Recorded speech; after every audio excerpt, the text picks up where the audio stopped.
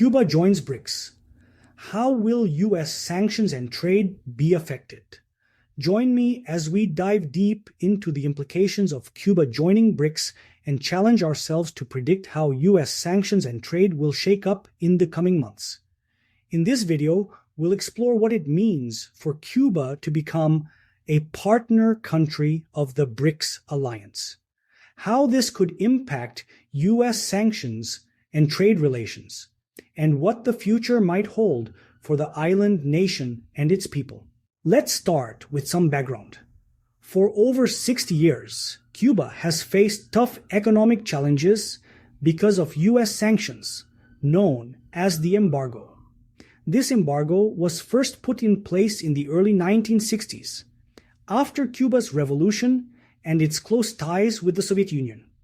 The main goal of these sanctions was to isolate Cuba economically and force changes in its government. But instead, it has caused decades of hardship for ordinary Cubans, limiting their access to goods, technology, and international markets.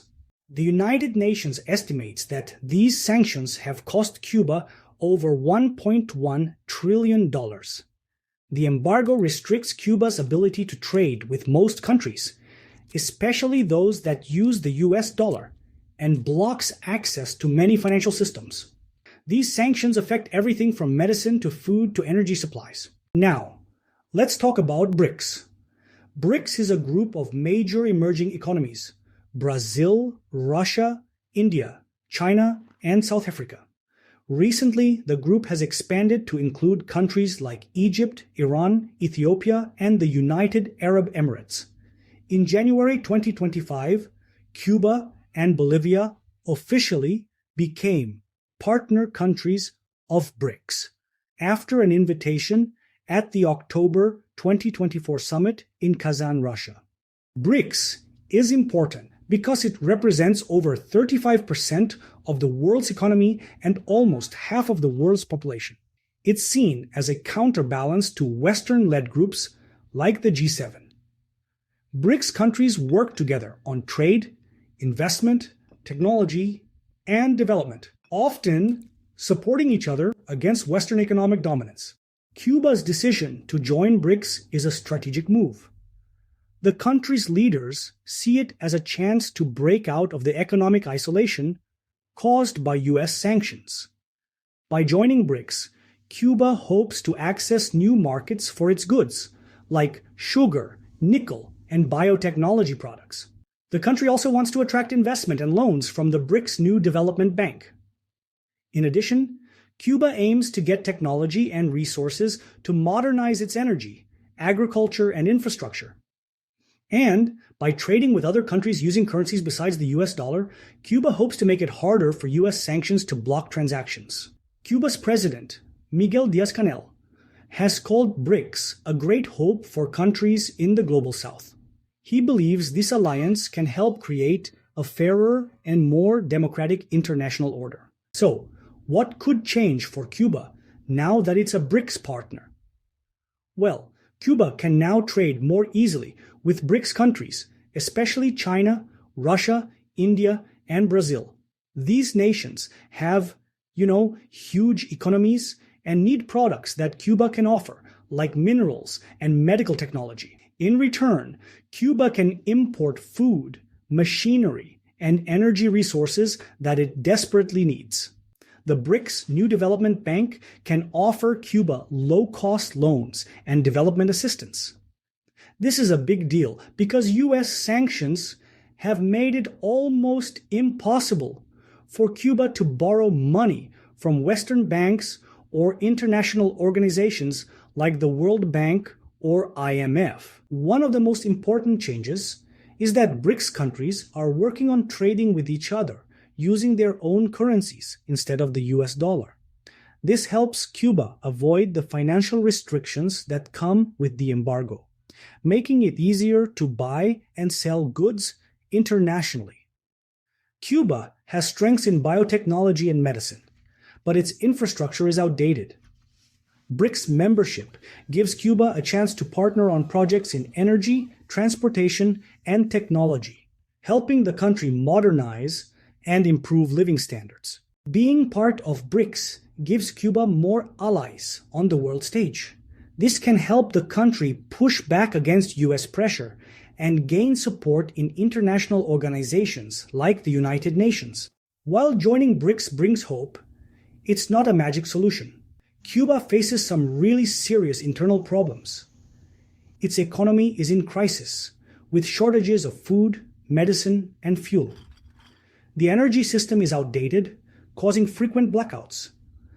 There's growing public dissatisfaction, with protests and migration increasing. And Cuba owes money to some of its main partners, like China, which makes future deals even harder. Also, the support from BRICS countries, especially China and Russia, has so far been more symbolic than practical. While Russia has restructured some of Cuba's debt and signed trade deals, and China has provided some aid, neither has offered the huge financial lifeline that Cuba needs to fully recover. Cuba's move to join BRICS is seen by many as a challenge to US power in the region. The US government has already reacted by tightening sanctions again in early 2025.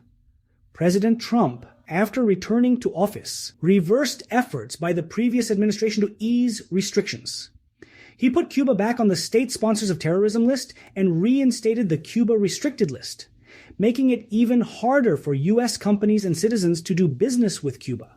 There's also talk of new tariffs and, more aggressive enforcement of the embargo. The United States wants to make it as difficult as possible for Cuba to benefit from its new alliances. However, as Cuba finds new partners and more ways to trade outside the US dollar, the effectiveness of these sanctions may decrease over time. If more countries follow Cuba's example and join BRICS or similar groups, the US could lose some of its power to control global trade and finance. Cuba's inclusion in BRICS is a turning point, not just for the island, but for the whole region. Here's what might happen next. First, more economic freedom. Cuba could slowly rebuild its economy by trading with BRICS partners, attracting investment, and modernizing key sectors like energy and tourism. Next, there's pressure for reform. To make the most of BRICS membership, Cuba may need to reform its economy, making it more open to private business and foreign investment, much like China and Vietnam did in the past. Then, regional shifts.